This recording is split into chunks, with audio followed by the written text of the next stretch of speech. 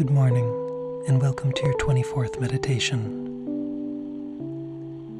Perhaps you've heard it said that good relationships are founded on good communication. Communication is quite literally how we relate to one another. Hence, no communication, no relationship. The whole enterprise could just as easily be called a communicationship. This may all seem rather obvious to you, and yet we tend to struggle to effectively communicate in our relationships all the time. Sometimes it's a problem of not being able to articulate what we would like to say. Sometimes it's a problem of using the wrong tone when saying it. Sometimes it's a matter of timing, saying the right thing, but at the wrong time. And sometimes what's being communicated hasn't been thought through enough, and it's simply an issue of saying the wrong thing. And just as often, the blockage is on the receiving end of an instance of attempted communication. We tend to think of listening as a passive activity. However, it takes a lot of work to be a good listener, and so complete the communicative exchange. This work entails tempering our defensiveness and vanity, practicing patience to hear the other person out, and also patience to process what you're hearing before reacting to it. Practicing empathy, or trying to understand why the other person might feel the way they feel.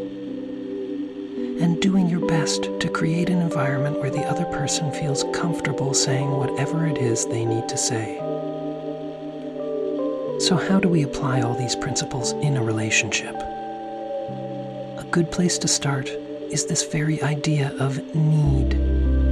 What do you need from your partner or family member or colleague? What do they require of you? What is most important to you in a relationship, and what won't you tolerate? Establish your own answers to these questions by yourself before even engaging in a discussion with the other person. This will help you state your needs clearly when it comes time to communicate them, and minimize the possibility of being misunderstood. Ask them what their needs are. Give them as much time as they require to answer this question. If they struggle to reply, try asking more specific, prompting questions that might feel less abstract to them. If they become defensive or angry or uncomfortable, give them space. As necessary as communication may be in a relationship, forcing it will often backfire, and so close certain pathways that may have been previously available to you. With so many aspects to consider, it's no surprise that successful communication in relationships can be difficult to achieve.